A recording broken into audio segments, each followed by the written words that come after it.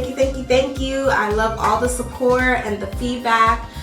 Please go ahead and make sure you comment below if you have any video suggestions, anything you want to learn. Of course, my channel is for how-to videos the simple way.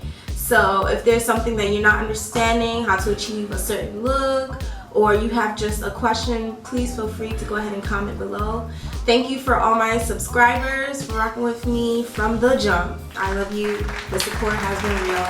And if you are new to my channel, first time viewer, please go ahead and subscribe to my channel.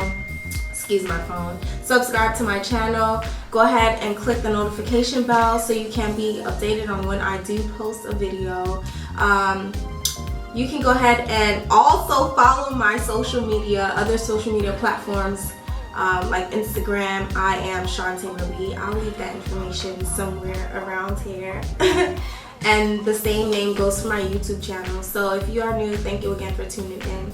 So if you haven't seen my recent post, which was the wash routine, my daily wash routine, a lot of females and gents have asked what's my hair routine, because they're like, oh, your hair is so beautiful. So I went ahead and post that video. If there's any information that I missed, please go ahead and comment below, or you can go to that video and be sure to comment under that video so I can make a post for that. I do want to make sure that I'm getting everyone involved with Swink Nation. Yes, this is Swink Nation. My business name is Swink Tresses Salon. So all you swing Barbies, thank you. But I'm creating this video to go ahead and remix some lemon braids. I was feeling bluish. My first favorite color was baby blue. So I'm gonna have ombre hair. And I did get 6 packs of this. Okay, Africana braid by Freetress. I got it at the beauty supply store on sale for $5.99. No, online it was $3.99. I will be using zigzag partings, so I'll just go right into this video to show you guys how I achieve this look. All you will need is some setting lotion or mousse.